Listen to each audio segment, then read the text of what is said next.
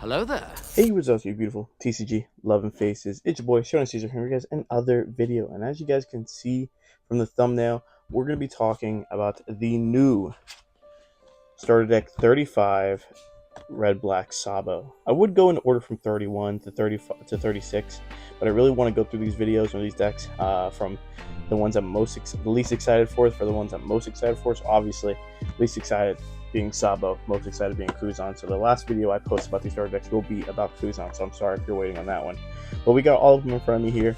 We got the Zoro, the Red Luffy, Yellow Kid, Purple Katakuri, and the Blue Kuzan. And we're just going to go through these. Each going to get their own respective video so that I'm not boring you guys with what's in every deck, even if you don't care about it.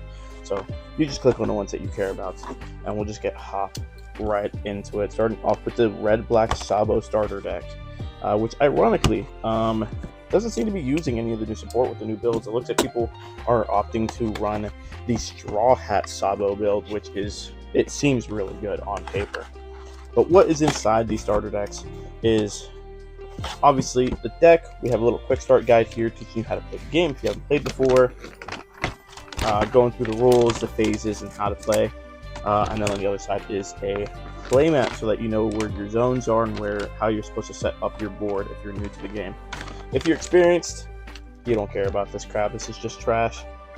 But what isn't trash is obviously the starter deck, and then of course the booster pack that comes with every starter deck. They opted to go with OP 16 for this, which isn't a bad set. There's a lot of heat in that set. But if you guys are unfamiliar, if you're looking to get a playset of the SRs from each starter deck, you do have to buy 2 starter decks. So I bought 2 of each to get a playset of each of the SRs, which means I have 2 packs per starter deck to open up, and I'll be opening them up at the end of the video once we're done talking about starter decks. But let's go ahead and hop into the Sabo starter deck. If you guys are unfamiliar with what Sabo does, he is a 5-life, 5k red-black leader that reads, if you have 4 or more life cards, give this leader minus 1k power, and then at Dawn times 1, if you have a character with 8 costs or more, your leader and all your characters gain plus 1k power. Having a character with 8 cost more is very easy to achieve if you're doing the traditional red black Sabo list, because everything has like cost increase. But once you're at 3 life, you will end up being a 5k leader. Once your leader effect is active, you're a 6k leader on you and your opponent's turn, and then when you swing, you'll be swinging for 7k, which is it's pretty difficult to remember that your opponent is like that. Like, you have to pay attention sometimes.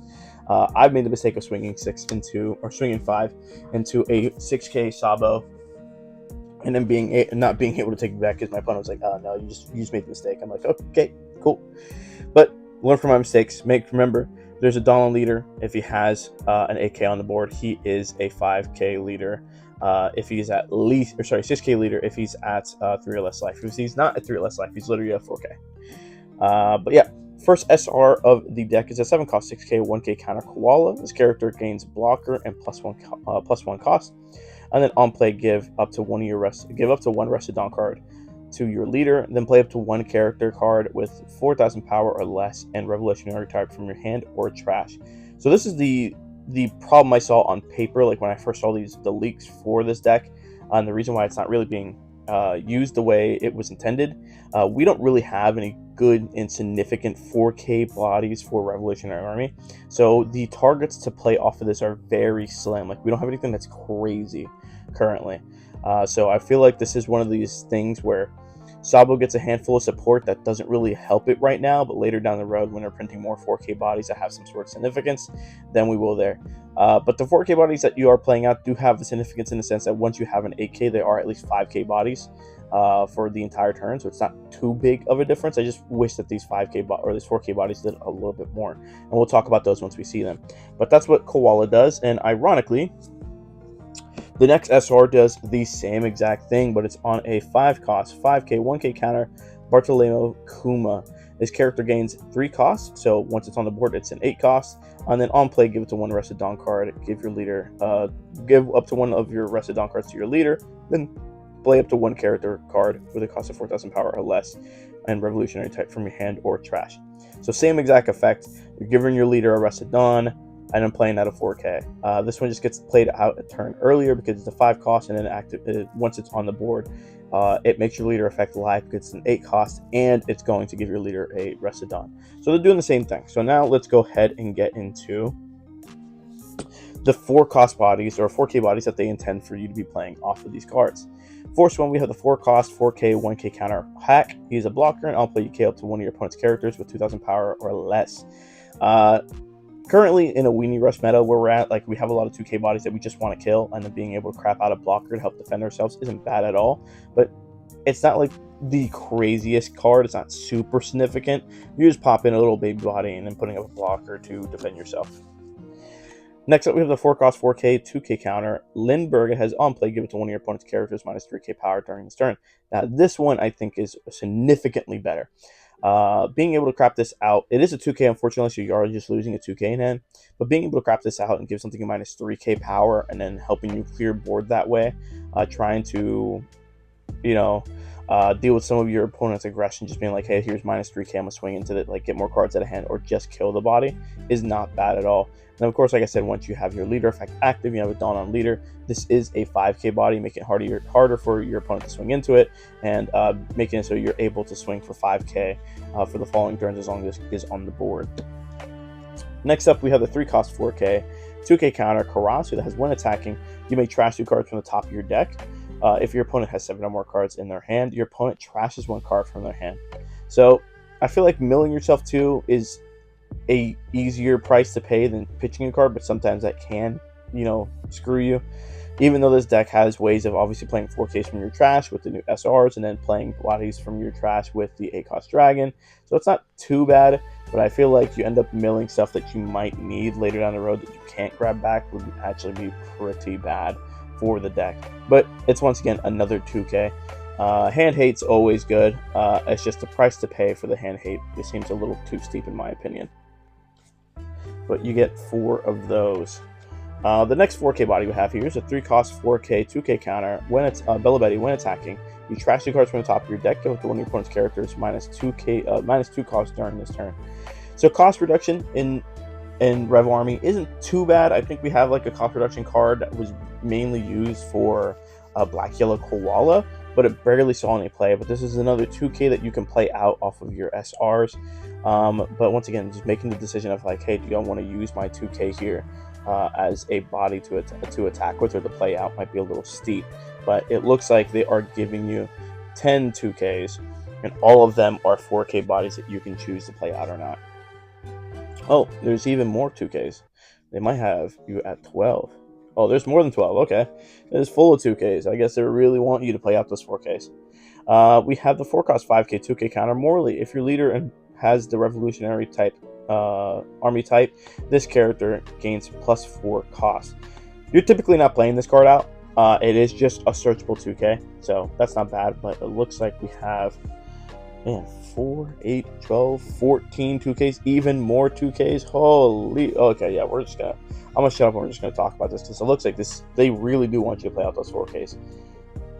This is a 4 cost 5K 2K counter. Inazuma, on play, give it to 1 Rusted Dawn card to your leader. This card doesn't really see play. I don't think I've ever seen it, so it's probably just a searchable 2K here for the deck. You get 4 of those as well. And you have the 2 cost 3K 1K counter Emporio Ivankov. If your revolutionary type characters would be KO'd by your opponent's effects, you may trash this card instead. Having protection in today's meta is really, really good. The problem is that there's so many different ways of being able to remove things off the board that aren't just KO, especially not by your opponent's effect. Like with Mamarog and purple being where it is right now, we can reduce something's power and then rest it and then swing into it. This doesn't protect it.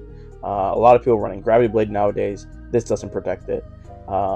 It just protects from KOs from your opponent's effects, which a lot of cards are not KOing by effects because there's so much protection against KO. So much protection against KO in the game right now. And you have 4 copies of this one. Then we have the 6 cost 7K Monkey D Dragon 1K counter. Once per turn, if your revolutionary archetype character would be removed from the field by your opponent's effects, you may give this character minus 2,000 power during this turn instead. So, this is a better protection effect, just being able to protect it from any type of effects, whether it's bottom deck, trash, KO, whatever the case may be. This protects it, but you do end up going down to a 5k on this body. So if this body is rested and you use the protection effect, you will then be susceptible to being swung into with a simple 5k swing, or you're going to have to give up some cards to protect from like a 6k swing or a 7k swing. But this is a better form of protection in my opinion, and they are giving you, looks like, 4 copies of this card in the deck. Now, we have the 5 cost 6k 1k counter Koala. If your leader has the revolutionary type, this character gains +3 cost. Activate main, you may place 1 card from your trash to the bottom of your deck. Give it to one of the Rested Dawn card to your leader or one of your characters. This is one of the most important pieces to the Sabo deck currently, because this is like on 5, it's an AK, and then you can immediately use this effect to bottom deck a card from your trash to then give your leader a Rested Dawn and put your leader effect online immediately. This card, like I said, is very important to the deck currently. And it looks like they are giving you 4 copies of that. Next, we have the promo Sabo. It's a 4 cost 6k. If your leader has the revolutionary type, this character gains blocker and +4 cost. So once again, it's an 8 cost body. And then on play, you may add 1 card from the top or bottom of your life cards to your hand. Give up to 1 Rested Dawn card to your leader or one of your characters. So another way to go ahead and give yourself a Rested Dawn. I don't see people typically running this card. This promo isn't very playable because adding the top card of your life to your hand is a pretty expensive cost for Sabo, at least early on, because you could do it early on to just gain hand advantage without having to take swing and putting your leader effect online early. But it is a costly effect to be able to do it. Using this at 4 or on curve is usually the only time people would play it if they are playing this card. And you're giving you 4 copies of that card. Next up, we have the 1 cost Hair Removal Fist. Up to one of your leader or character cards gains +2k power during this battle. Then if you have a revolutionary type character with a cost of 8 or more, that card gains +2k power during this turn, or during this battle. So it's a +4k counter, but it's only a +2k, and then if you meet the conditions, which you're almost always meeting the conditions with this deck, you'll always have an 8 cost on the board. It's a 1 cost +4k counter. And then has a trigger, draw 1 trash 1 from the top of your deck. That's not too bad. And they're giving you 4 copies of that. Then we have the 1 cost event, but Ace here said you deserved it. Has activate main, you can rest 4 of your Dawn cards along with the 1 cost to play it, so a total of 5 to give up to one of your opponent's characters minus 3k power during this turn, then KO up to one of your opponent's characters with 3,000 power or less. Something that you can go ahead and combo with the Lindbergh, being able to give -3 and then play this for an additional -3 and then KO and get 3 costs. So you get KO and 9k total. And then it has counter, your leader gains +3k counter during this battle. Not bad. +3k events are pretty good. And you get 4 copies of that, and then of course you get your 10 Dawn. So out of the box, I feel like this deck is not the best, but it's also not the worst. It does have like a synergy. It wants you to play out your 4k bodies that will then become 5ks because of your leader's effect, and then just trying to be aggressive with them. You have some protection effects here, a bit of removal if you really need it, some protections from life, some counter events. And then you have, let's see here, they only gave you 2 blockers, but in the main deck, or sorry, 3 blockers, but in the main deck, Sabo really ends up running like a crap ton of blockers. It almost feels like Rosie at times, where you just have a lot of blockers on the board that you can choose to be aggressive with or hold them back so that you can defend yourself with them. So I feel like if you're a Sabo fan, definitely pick this deck up.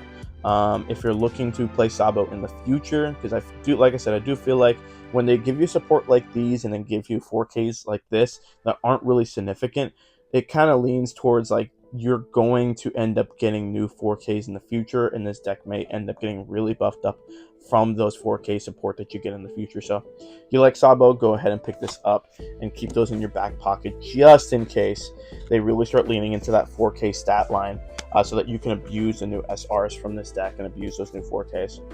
But like I said, not the best, not the worst. The one I was looking forward to the least, but I mean, it's not like I don't hate the deck. I do like Sabo. I am definitely going to try the new Straw Hat Sabo build. I think that looks like a lot of fun. I definitely do want to give it a shot. But that was the starter deck. Now let's get into the packs that were in the boxes. Getting straight into it. Really curious just to see what's in here. I'm sure you guys have seen a lot of OP16 ripping. I ripped an entire case of this, so part of me does just want to cut to the back and see what's in here, but we'll slow roll it just a little bit here. We got Daz Bones and a Shiryu ult. Or sorry, a Shiryu SR. Shiryu's not too bad. Unfortunately, it's only played in one deck. Luckily, they did leader lock a yellow card. It's a yellow card that barely gets played, but it's all good. Well, I guess it's not leader lock. You just have to trash Blackbeard Pride. So, never mind. I spoke too soon. It's not leader lock. We got a Yamato, and hey, we actually got an ult. We got an ult, 1 cost Monkey D. Luffy Searcher. Not bad. Not bad at all. That pays for like one of the decks. But that's it. If you guys are looking to see more about the other decks, we're going to be going into Zoro next. So I'll catch you all in that video.